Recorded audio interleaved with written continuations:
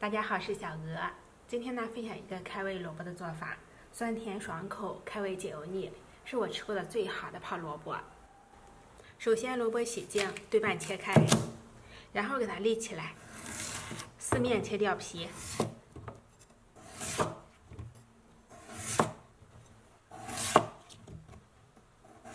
这个萝卜呢，我们只要皮，中间的心呢不用，因为心的口感没有皮的口感那么好。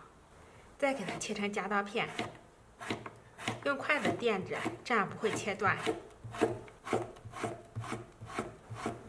切好之后呢，我们4到5刀为一组，把它给切开。萝卜切好之后呢，我们给它放入盆中。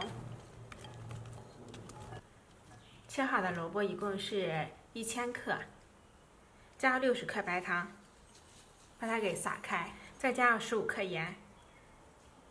再把它给充分的揉均匀，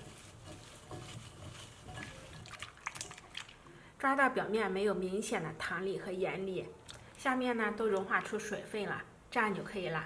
多抓一下更容易腌制。再盖上保鲜膜，腌制4个小时以上。这个时间呢一定不能短，腌4个小时和腌半个小时，它的口感是天壤之别。腌好的萝卜呢，出了很多的水分，而且变得非常的柔软，无论怎么折都折不断。这个时候呢，把它给充分的挤干水分，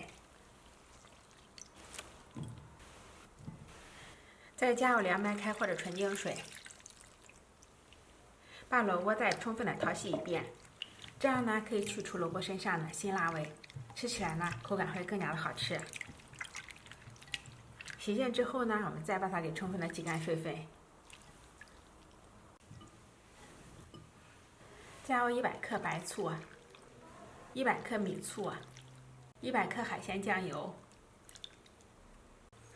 ，40克白糖，再加20毫升老抽调下色。最后是我们最关键的调味料麻椒油，加上麻椒油呢，它的口感瞬间就不一样了，会更加的好吃。再加入4片柠檬，加入柠檬呢，它会更爽口。然后呢，戴上手套，把它给充分的抓拌均匀。最后再盖上保鲜膜，把它给密封冷藏腌制1晚上，第2天就可以开吃了。这样泡出来的萝卜呢，酸甜爽脆，开胃解腻，无论是喝粥下饭都非常的不错，强烈推荐大家试一下。喜欢我的视频可以收藏、点赞、关注、转发一下哦。下期节目再见，感谢您的观看。